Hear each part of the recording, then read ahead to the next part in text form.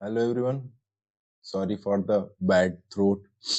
काफी गला खराब है, थोड़ा सा तो आवाज में दिक्कत होगी। बाकी कोई दिक्कत नहीं है। आप सभी लोगों का बहुत बहुत स्वागत है। कहाँ पे?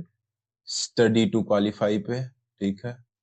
आप के ऐसे कमेंट से और अगर आपका ऐसा सपोर्ट रहे, सबसे पहले तो थैंक्स कमेंट के लिए। अगर आपका ऐसा सपोर्ट रहा तो ये क्लासेस रेगुलर रहेंगी। ये क्लासेस और भी होती, मैं अभी तक 4-5 क्लासेस ले चुका होता टीयर 2 में, पर अभी ये क्लास 2 है तो माफ करिएगा, क्योंकि थोड़ा सा कोल्ड हो गया था और गला खराब हो गया था, जिसकी वजह से मैं क्लासेस नहीं ले पा रहा था।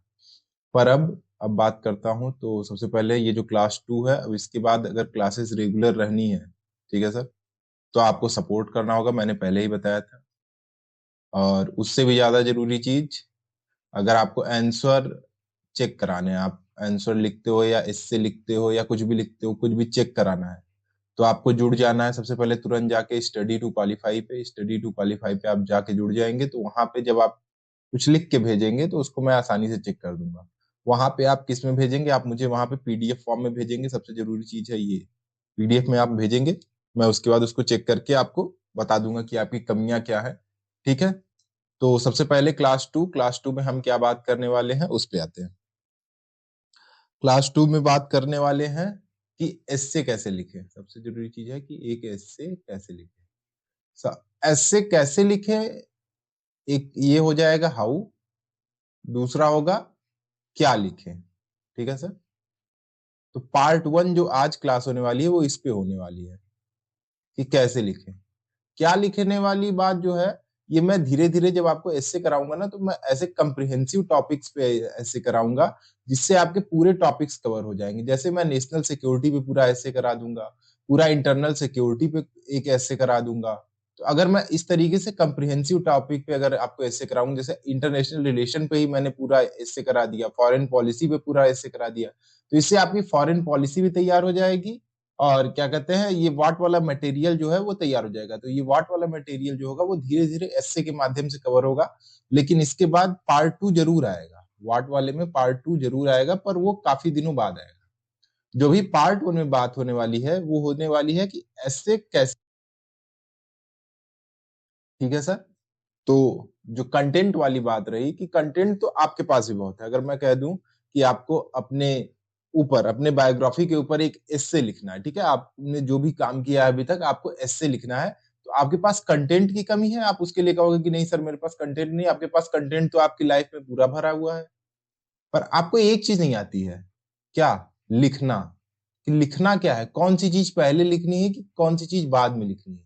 सबसे जरूरी चीज यही होती है। पता है, जब मैंने पहली बार पेपर लिखा था यूपीएससी का और उसमें एसए का पेपर लिखा था, तो मेरे 138 मार्क्स थे, मतलब मैंने काफी अच्छा स्कोर किया था। पता है मैंने सिर्फ क्या किया था?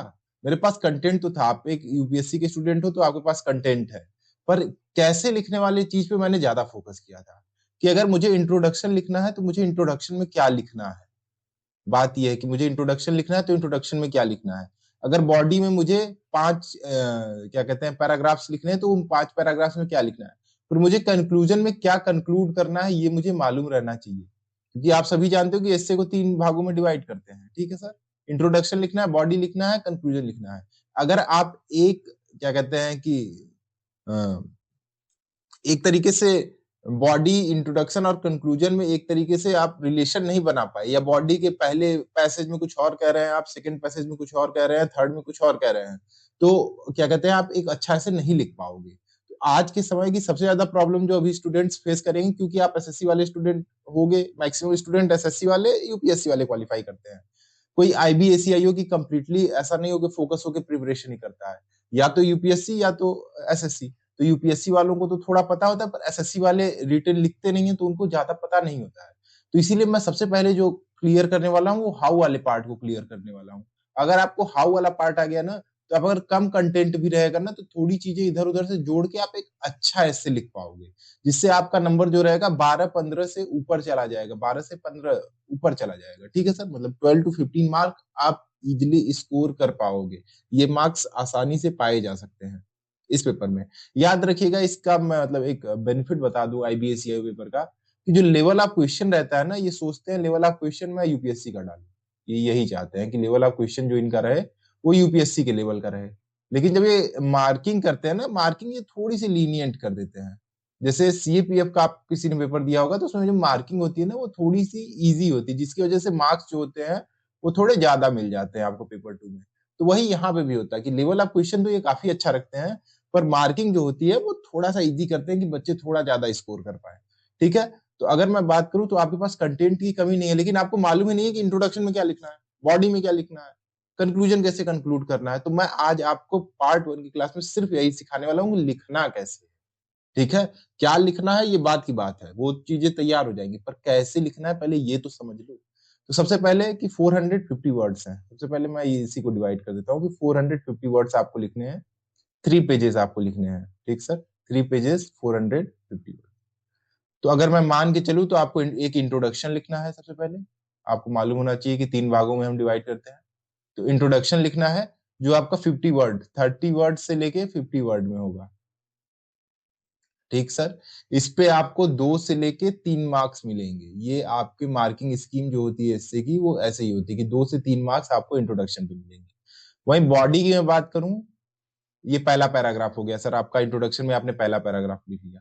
उसके बाद बॉडी में आपको कम से कम 6 to 7 पैराग्राफ लिखने हैं, 6 to 7 पैरा लिखेंगे सर आप। ठीक है, तो मतलब आपको 300 से लेके 350 वर्ड्स यहाँ पे लिखने हैं। ठीक सर, आपको इतने वर्ड्स लिखने हैं। और मेन आपका जो 15 मार्क्स होगा वो आपका यहीं पे स्कोर हो जाएगा, 15 प्लस मार्क्स यहाँ पे आ जाएंगे, 2 से 3 यहाँ पे, 15 यहाँ पे, फिर बचे हुए कुछ जो आपका लास्ट पैराग्राफ रहेगा जिसे आप कंक्लूजन कहेंगे, जो आप कंक्लूड करेंगे।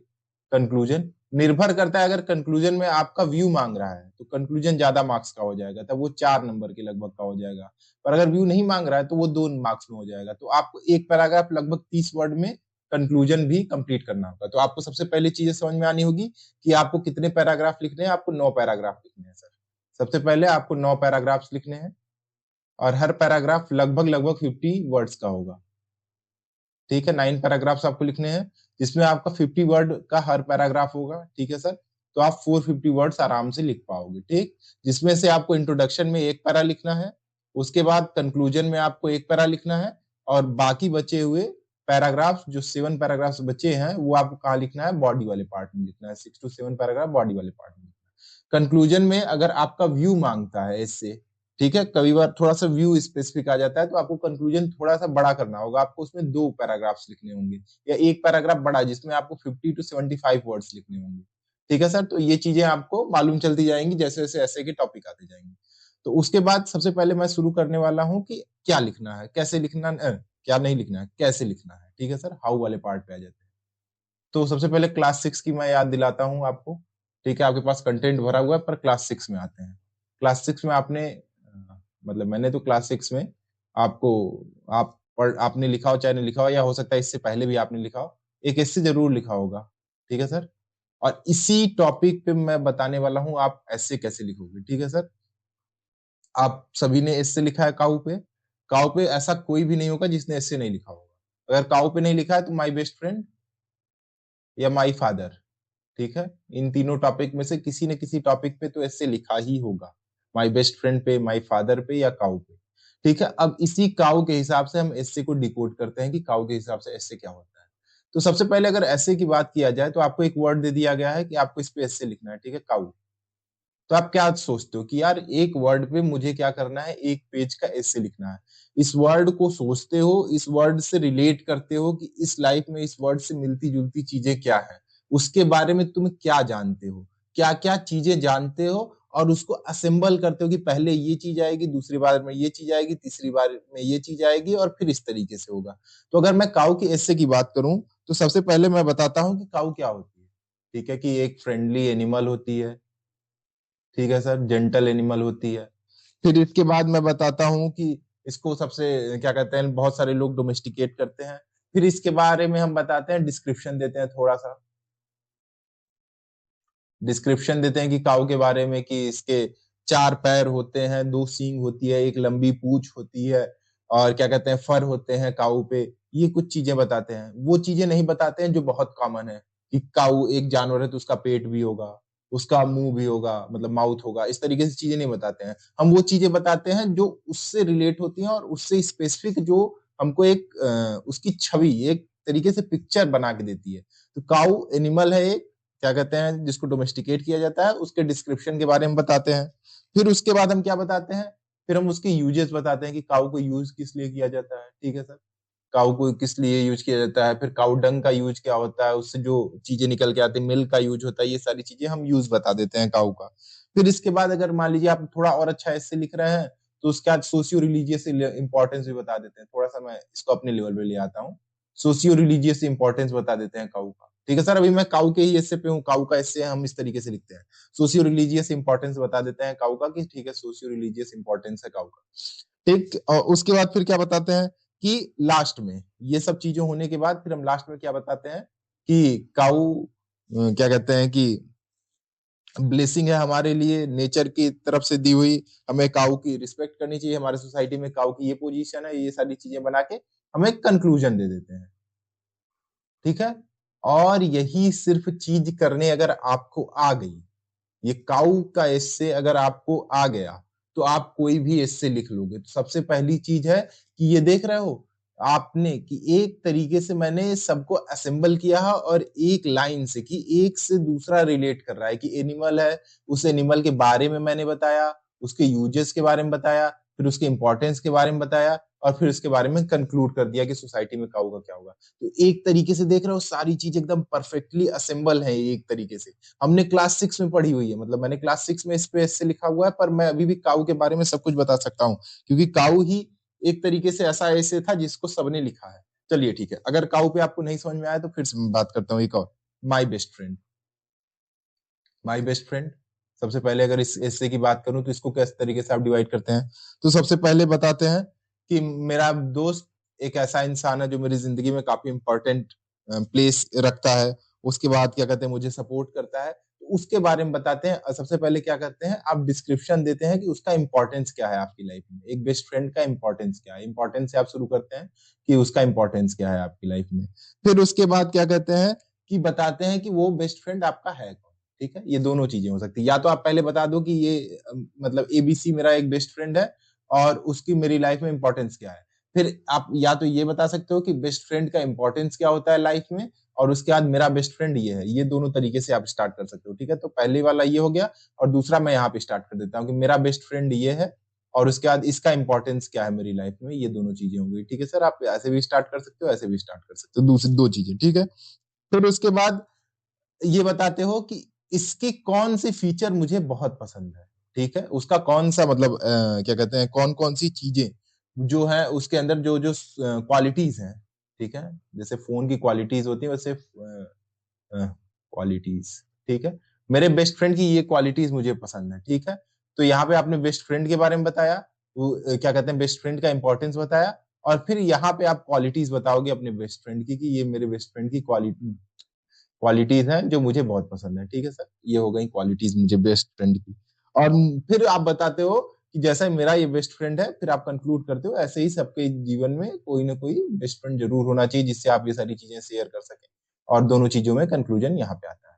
तो आपने ये देखा कि मैंने फिर से चीजों को अरेंज किया बहुत अच्छी तरीके से, और एक दूसरे से चीजें कनेक्ट है कि बेस्ट फ्रेंड की जरूरत क्या होती है, मेरा बेस्ट फ्रेंड कौन है, उसकी कौन कौन सी क्वालिटीज मुझे पसंद है, और एक बेस्ट फ्रेंड का क्या मतलब होता है सबकी लाइफ में। तो मतलब एकदम बेहतरीन तरीके से मैंने इस चीज को अरेंज किया है, और यही अरेंजमेंट अगर आपको समझ में आ गया तो आप इससे आसानी से लिख ले जाओगे। इससे लिखना कुछ नहीं है सर, इससे के लिए आपको क्या चाहिए, दो चीजें चाहिए। पहली चीज चाहिए कंटेंट, ठीक, जो मैं आपको दे दूंगा। कंटेंट की आप टेंशन मत लो, अभी अभी कंटेंट से ज्यादा जरूरी चीज है कि आपको लिखना कैसे है। आपको ये चीजें तो मालूम होनी चाहिए ना कि आपको लिखना कैसे है। अगर आपको ये चीज समझ में आ गई कि आपको लिखना कैसे है, आप आसानी से कंटेंट न होते हुए भी एक अच्छा ऐसे लिख पाओगे, कंटेंट कम होते हुए भी एक अच्छा ऐसे लिख पाओगे। कंटेंट की टेंशन मत कीजिए, मैंने बताया ना, मैं कंटेंट मैं ऐसे मैं आपको इस तरीके से ऐसे कराऊंगा कि आपका सारा कंटेंट कवर हो जाए, ठीक है। अगर आपका सपोर्ट रहा तो ये क्लासेस बहुत अच्छी होंगी, ठीक। तो ये हो गया। तो इसी तरीके से आप अगर फादर को करेंगे तो अभी मैं मतलब इस क्लास में मेरा सिर्फ एक मतलब है कि आपको डिवीजन समझ में आना चाहिए, कि अगर मान लीजिए मैं आपको अब क्या करने वाला हूं, मैं आपको अब टॉपिक्स देने वाला हूं, ठीक है। एस्से के टॉपिक्स देने वाला हूं, कहाँ मिलेंगे आपको, एसए के टॉपिक्स मिलेंगे मेरे चैनल पे, ठीक है। @study2qualify पे जाइएगा, study2qualify पे जाइएगा, वहां पे एक चैनल शेयर होगा, ठीक है, IBACIO टियर 2 के लिए, IBACIO टियर 2 के लिए। वहां पे आप रिक्वेस्ट डाल देंगे, आपको एक्सेप्ट कर लिया जाएगा। शायद उसमें 18 स्टूडेंट हो चुके हैं, मैं मैक्सिमम 25 स्टूडेंट ही लूंगा, उससे ज्यादा स्टूडेंट मैं नहीं लूंगा, क्योंकि फिर मुझे कॉपी चेक करने में काफी ज्यादा टाइम लगेगा, ठीक है सर। मैं उससे ज्यादा स्टूडेंट नहीं लूंगा, 18 स्टूडेंट उसमें ऑलरेडी हो चुके हैं, 25 स्टूडेंट तक मैं लूंगा, मैं पहले ही बता दे रहा हूँ। उसके बाद फिर मैं अब क्या करूंगा, वहां पे जैसे ये वाला टॉपिक है, role of intelligence agency in safeguarding national security, इस तरीके से मैं आपको क्या दूंगा, आपको टॉपिक दूंगा। अब आपको इस टॉपिक पे क्या करना है, अब आपको इस टॉपिक पे सिर्फ और सिर्फ डिवीजन क्रिएट करना है। मैं आपको अभी अगले नेक्स्ट 10 डेज का हमारा टारगेट क्या होगा, यहाँ पे मैं बता देता हूँ। नेक्स्ट 10 डेज का जो टारगेट होने वाला है, वो हाउ वाले चीजों पे मैं फोकस करने वाला हूँ कि आपको लिखना क्या है। तो आपको जैसे मैंने ये टॉपिक दे दिया, ठीक, इस टॉपिक पे अब आपको क्या करना है कि आपको मुझे लिख के भेजना होगा ग्रुप में ही। जो नहीं भेजेगा मैं उसको ग्रुप से बाहर निकाल दूंगा, जो भेजेगा वही क्या कहते हैं कि ग्रुप में रहेगा। तो आपको जैसे आपको यहाँ पे मालूम चल गया कि ये वाला टॉपिक दिया हुआ है, ये मान लीजिए आपके लिए एसए का टॉपिक है, ठीक सर, कि इंटेलिजेंस एजेंसीज का सेफगार्ड करने में हमारी नेशनल सिक्योरिटी में भूमिका क्या है, रोल क्या है, रोल क्या है इंटेलिजेंस एजेंसीज का सेफगार्ड करने में हमारे नेशनल सिक्योरिटी को। तो आपको क्या करना है, आपको सबसे पहले क्या करना है, आपको कॉपी लेनी है, उस पर लिखना है इंट्रोडक्शन, ठीक सर, इंट्रोडक्शन। और इंट्रोडक्शन के बाद आपको लिखना है कि आप इंट्रोडक्शन में कौन से पॉइंट को कंसीडर करेंगे। तो जैसे मान लीजिए मुझे अगर क्या कहते हैं इस पे से लिखना हुआ कि इंटेलिजेंस एजेंसी का ये टॉपिक नहीं है, पहला टॉपिक मैं क्या कहते हैं कि दूंगा ग्रुप में, टॉपिक मैं यहाँ पे नहीं बताऊंगा। हाँ, टॉपिक का एक्सप्लेनेशन मैं यूट्यूब पे करूंगा, वो बाद की क्लासेस में होगा। तो सबसे पहले जो क्लास होगी अभी में, तो उसमें आपको क्या करना है कि जैसे मान लीजिए कि आपको एक टॉपिक मिल गया, तो जैसे ये वाले टॉपिक है, तो इसमें सबसे पहले आपको कॉपी में लिखना है इंट्रोडक्शन, पेज पे, एक पेज पे इंट्रोडक्शन में आपको क्या लिखना है वो आप लिखोगे। जैसे इंट्रोडक्शन में आप क्या क्या लिख सकते हो, जैसे मुझे इस पे लिखना होगा तो मैं क्या लिखूंगा कि जैसे हमारी जो इंटेलिजेंस एजेंसीज होती हैं, सबसे पहले मैं ये बताऊंगा कि इंटेलिजेंस एजेंसी क्या काम करती है, ठीक है सर। इंटेलिजेंस एजेंसी जो होती है हमारा, इनका वर्क क्या है। जैसे ये हमारे लिए एक इम्पॉर्टेंट एजेंसीज होती हैं, मॉडर्न नेशनल सिक्योरिटी में ये बहुत बड़ा फ्रेमवर्क है, जो क्या कहते हैं एक बहुत इंपॉर्टेंट रोल प्ले करता है, ठीक है सर। ये स्पेशलाइज्ड ऑर्गेनाइजेशन होते हैं, तो इसमें मेनली मैं वर्क प्रोफाइल और उनके बारे में थोड़ा सा डिस्क्रिप्शन दूंगा कि ये होती हैं, मतलब आपको सिर्फ ये लिखना है कि वर्क या डिस्क्रिप्शन लिखना है, ठीक है, इंटेलिजेंस एजेंसीज के बारे में। या इंटेलिजेंस एजेंसीज क्या होती हैं, इनका इसका डिफिनीशन भी आप लिख सकते हो कि इंटेलिजेंस एजेंसी किसी भी कंट्री के लिए क्या होती है, ये आप इसका डिफिनीशन भी लिख सकते हो। तो ये हो गया आपका इंट्रोडक्शन। उसके बाद आप दूसरा टॉपिक क्या करोगे, इस तरीके से आप इंट्रोडक्शन कंप्लीट करोगे। इंट्रोडक्शन के बाद आप क्या कहते हैं बॉडी में आओगे, आप लिखोगे बॉडी। फिर बॉडी में आपको लिखना है कि पैराग्राफ 1 में क्या, इस तरीके से लिखोगे कि पैराग्राफ 1 में क्या लिखना है, फिर पैरा 2 में क्या लिखना है, फिर पैरा 3 में क्या लिखना है, पैरा 4 में क्या लिखना है, पैरा 5 में क्या लिखना है, और पैरा 6, कम से कम 6 या 7 पैरा आपको लिखना होगा। तो आप पैरा 1 में जैसे मान लीजिए मैं अगर बात करूंगा, तो मैं बात करूंगा कि भैया मुझे, मतलब मैंने पढ़ा है, मुझे मालूम है इंडिया इंटेलिजेंस आर्किटेक्चर, इंडिया का इंटेलिजेंस आर्किटेक्चर कैसा है, ठीक है सर। उसमें मैं बात करूंगा कि इंडिया का इंटेलिजेंस आर्किटेक्चर कैसा है। तो जिसमें सबसे पहले प्राइमरी इंटेलिजेंस ऑर्गेनाइजेशन जैसे हमारे होते हैं, ठीक है सर। फिर उसके बाद प्राइमरी इंटेलिजेंस ऑर्गेनाइजेशन में फिर मैं थोड़ी सी बात कर लूंगा आईबी की। सबसे पहले प्राइमरी इंटेलिजेंस ऑर्गेनाइजेशन में मैं थोड़ी सी बात कर लूंगा आईबी की। फिर उसके बाद मैं थोड़ी सी बात कर लूंगा हमारी ये कौन सी एजेंसी एनआईए है, एनआईए की बात कर लूंगा। फिर इसके बाद क्या कहते हैं मैं बात कर लूंगा प्राइमरी इन्वेस्टिगेशन एजेंसीज के बाद, प्राइमरी इंटेलिजेंस ऑर्गेनाइजेशन के बाद क्या कहते हैं कि मैं बात कर लूंगा आपका स्पेशलाइज टेक्निक, स्पेशलाइज या टेक्निकल जो इंटेलिजेंस होते हैं हमारे, जिसमें हमारी क्या कहते हैं कि ये होती है एनटीआरओ होती है। फिर एनटीआरओ की मैं थोड़ा सा बात कर लूंगा, ठीक है सर, ये हो जाएगा, एनटीआरओ की बात हो जाएगी। फिर कोर फंक्शन और कैपेबिलिटीज पे इनके बात कर लूंगा, कोर फंक्शन और कैपेबिलिटीज पे मैं इनके बात कर लूंगा, ठीक है सर, कैपेबिलिटीज पे इनके बात कर लूंगा।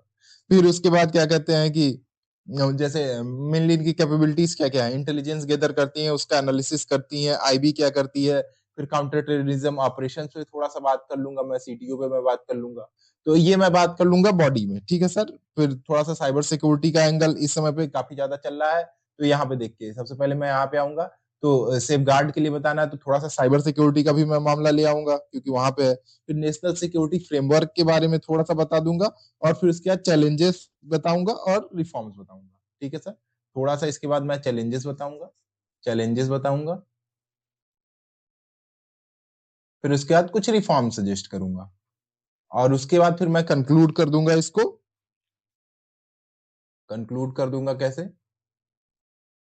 कंक्लूड करूंगा कि इंटेलिजेंस एजेंसी जो भी होती है, मतलब पर्टिकुलरली किसी भी देश के लिए, मैं इंडिया के बेसिस पे बात करूंगा तो इंडिया के लिए बहुत इंपॉर्टेंट रोल प्ले करती हैं। ये चीजें हैं, मल्टीपल डोमेन में काम करती हैं। उसके बाद क्या कहते हैं, साइबर सिक्योरिटी, काउंटर टेररिज्म, ये सारी चीजें करते हुए मैं इसको कंक्लूड कर दूंगा। ये इससे मेनली इसी चीजों पे रह जाएगा। तो आपको समझ में आ रहा है, अगर मैं इस एस्से को कराऊंगा, मैं जो एस्से कराऊंगा वो आपको 2500 वर्ड्स का कराऊंगा कम से कम। ठीक है, 25,000 नहीं है, 2,500 वर्ड के ऐसे कराऊंगा, जिसमें से आप रिटेन कर पाओगे 1,000 वर्ड, और जब आप लिखने जाओगे तो आप 450 वर्ड लिख पाओगे। अगर मैं आपको 1,000 वर्ड कराऊंगा तो आप 500 रिटेन करोगे और लिखने जाओगे तो 100 वर्ड भी नहीं लिख पाओगे। ठीक है सर, तो इसीलिए मैं 2,500 के वर्ड के एसेस कराऊंगा आपको। तो ये हो जाएगा role of intelligence agency in safeguarding national security. ये आपको समझ में आ गया, आपको किस तरीके से लिख के मुझे देना है। आपको इंट्रोडक्शन लिखना है, इंट्रोडक्शन में आपको क्या लिखना है वो सारी चीजें बता देनी है। ठीक है, कितने वर्ड में लिखेंगे, फिर आप किस तरीके से क्या कहते हैं बॉडी को डिफाइन करेंगे, फिर आप किस तरीके से कंक्लूजन को डिफाइन करेंगे। सिर्फ आपको अभी में क्या करना है, हाउ वाले पार्ट पे काम करना है, और अगले 10 दिनों तक जितने भी टॉपिक मैं दूंगा उसके हाउ वाले पार्ट को आपको कवर करना है। अगर हाउ वाले पार्ट को आप कवर कर लोगे, आपको कंटेंट आराम से मैं प्रोवाइड कर दूंगा जिससे आप बहुत ज्यादा चीजें कर सकते हो। ठीक है सर, तो हाउ वाले पार्ट को आपको कवर करना है। उसके बाद क्या कहते हैं कि बॉडी वाले पार्ट में आपको 6 से 7 पैराग्राफ लिखने हैं मिनिमम, आपको बताना है सारी चीजें। तो आप जैसे मतलब मैंने ये टॉपिक पढ़ा है तो आपका नेशनल सिक्योरिटी और इंटेलिजेंस एजेंसी और क्या कहते हैं बाकी सारी चीजें कंप्लीट हो गई। ठीक है, तो आपको इसी तरीके से सारी चीजों को कवर करना है। एक और टॉपिक में मैं बात कर लूं, जैसे मान लीजिए कि मैं बात कर लेता हूँ, एक और मैंने लिखा intelligence led counter terrorism strategies. अगर मैं ये आपको पहला टॉपिक दे दूं कि intelligence led counter terrorism strategies पे अगर मैं मुझे बात करनी है तो आप इंट्रोडक्शन में क्या बताओगे? अगर मैं इंट्रोडक्शन की बात करूं तो इंट्रोडक्शन में आप क्या बता सकते हो कि इंटेलिजेंस, सबसे पहले आपको एक बार क्वेश्चन को पढ़ना है कि इंटेलिजेंस लेड है काउंटर टेररिज्म स्ट्रेटजीज। तो सबसे पहले क्या कहते हैं कि ये जो प्रोएक्टिव अप्रोच है कॉम्बटिंग टेररिस्ट स्ट्रेटजीज, किस तरीके से थ्रेट्स को क्या कहते हैं कि काउंटर करने के लिए बनाया गया है। ठीक है सर, इंटेलिजेंस की मदद से किस तरीके से हम काउंटर कर सकते हैं टेररिज्म को, ये मतलब मेनली इस वर्ड से हमको ये समझ में आ रहा है। अब इसके बेसिस पे आपको इंट्रोडक्शन में क्या होगा, फिर आपके बॉडी पार्ट में क्या होगा, और फिर आप कंक्लूड कैसे करोगे, ये सारी चीजें आपको लिखनी है। तो आपको इंट्रोडक्शन में कम से कम इसके बारे में 2 लाइन, मतलब 2 लाइन में बताना होगा कि आप ये इंट्रोडक्शन लिख सकते हो, ये इंट्रोडक्शन लिख सकते हो। बॉडी में आपको कम से कम 7 पॉइंट्स बताने होंगे। पहले पॉइंट में आप ये लिखोगे, दूसरे को इस तरीके से कनेक्ट करोगे, तीसरे को इस तरीके से कनेक्ट करोगे, चौथे को ये कनेक्ट कर रहे हो। फिर आप कंक्लूजन कर दोगे कि किस तरीके से इंटेलिजेंस मदद करता है हमको टेररिज्म को रोकने में या टेररिज्म के लिए। तो ये सारी चीजें हैं, आपको इसी तरीके से जो भी अब मैं टॉपिक देने वाला हूं अगले कुछ दिनों में, आपको हाउ वाले पार्ट पे ज्यादा काम करना है। ठीक है सर, और जिसने ये काम नहीं किया वो ग्रुप से बाहर हो जाएगा। और सारे टॉपिक्स जो मैं टॉपिक्स दूंगा वो मेनली या तो पीवाईक्यू बेस्ड होंगे या तो ऐसे रहेंगे जो काफी ज्यादा सेक्टर्स को कवर कर रहे हो, मल्टीपल सेक्टर्स को कवर कर रहे हो, जिसकी वजह से आपका एक एस्से जो बनेगा ना, वो काफी आसानी से आप काफी चीजों पे आसानी से वर्क कर पाओगे। मतलब जैसे आपके पास ऐसा नहीं रहेगा कि मैं आपको यूपीएससी की तरह इतना मतलब छोटा एस्से दे रहा हूँ जिसपे आपको लिखने का डायमेंशन ही नहीं है। मैं आपको ऐसे एस्से दूंगा जिसमें आपके पास डायमेंशन रहेगा कि आप थोड़ी सी छूट रहेगी, आप इधर उधर घूम के भी काफी अच्छा लिख सकते हो। और सबसे जरूरी चीज, प्लीज अपने आप से आप 100% हॉनेस्ट रहना। ठीक है, कोई ये मत करना यार कि जाके वो क्या कहते हैं, वो जो चैट जीपीटी, हाँ चैट जीपीटी आता है ना, चैट जीपीटी का मत यूज करना प्लीज। ठीक है, मैं ये कहूंगा क्योंकि मुझे तो समझ में आ जाएगा ना कि जब आप क्या कहते हैं लिख के भेजोगे तो मुझे आसानी से क्लियर हो जाएगा कि आपने कहाँ से कॉपी किया है। तो मैं अब कल से, आज 14 हो गई, 15 अक्टूबर, 15 अक्टूबर से क्या कहते हैं कि टॉपिक्स आपको देना स्टार्ट करूंगा, और एक दिन में मैं 10 टॉपिक्स दूंगा। ठीक है सर, और उसका रिव्यू, उन टॉपिक्स का रिव्यू यूट्यूब पे होगा। कब होगा? जब थोड़े टॉपिक हो जाएंगे। अगर आपने सपोर्ट किया तो ये डेली भी हो सकता है, अगर नहीं सपोर्ट किया तो ये वीकली भी हो सकता है। ठीक है सर, मुझे कोई दिक्कत नहीं है, ये आपके सपोर्ट के ऊपर निर्भर करता है। तो इसी तरीके से मैं आपको टॉपिक्स देता जाऊँगा, आप उस पे पहले डिवीज़न क्रिएट करते जाओ कि आपको डिवीज़न आना चाहिए। अगर आपने डिवीज़न सीख लिया, तो फिर बात आती है कंटेंट। कंटेंट के लिए मैं हूँ, ठीक है? कंटेंट के लिए क्लासेस अपलोड होंगी। कंटेंट के लिए क्या-क्या अपलोड होंगी? कंटेंट के लिए डेली या वीकली आपके सपोर्ट के ऊपर निर्भर करता है। वीकली एस्से की क्लासेस अपलोड होंगी, जिसमें मैं एक टॉपिक लूँगा, उस पे एस्से आपके सामने लिख के बताऊँगा कि आपको एस्से कैसे लिखना है, ठीक है सर? तो 1 या 2 टॉपिक मैं मैक्सिमम यूज़ कर सकता हूँ, एक क्लास में कवर कर लूँगा। तो अगर आपको सबसे पहले क्या करना है, आपको जाके जुड़ना है किस पे @study2qualify पे, स्टडी टू क्वालीफाई पे। और आज गला ठीक भी नहीं है, इसीलिए मैं ज़्यादा मतलब क्या कहते हैं, देर तक ये क्लास ले भी नहीं सकता, नहीं तो ये क्लास मैं बहुत बड़ी लेने वाला था, क्योंकि अभी इसमें बहुत सी 10% चीज़ें, मैंने जो इतनी चीज़ें कवर करके आई थी, 100% उसमें सिर्फ मैंने 10% यहाँ पे डिलीवर की है। बाकी चीज़ें मैं ग्रुप में ही डाल दूँगा, ठीक है? तो आपको इस पे जुड़ जाना है, इस पे जाके उस चैनल पे रिक्वेस्ट भेज देनी है, फिर आप एक्सेप्ट हो जाओगे। याद रखना 25 मेंबर ही लूँगा। हाँ, आपके चांसेस तब बढ़ जाएँगे, जैसे किसी मेंबर ने रिप्लाई नहीं किया, तो उसको मैं ग्रुप से निकालूँगा, तो अगला मेंबर जुड़ जाएगा, ठीक है सर? तो इस तरीके से हो सकता है। और कल से मैं टॉपिक प्रोवाइड करना स्टार्ट कर दूँगा, 10 टॉपिक्स डेली मैं प्रोवाइड करूँगा और सारे सेक्टर्स को कवर करूँगा, ठीक है सर? तो आज के लिए सिर्फ इतना ही। आप लोगों का बहुत-बहुत शुक्रिया। तो आप लोगों को बहुत-बहुत थैंक यू। ठीक है सर? गुड नाइट, अपना ध्यान रखिए।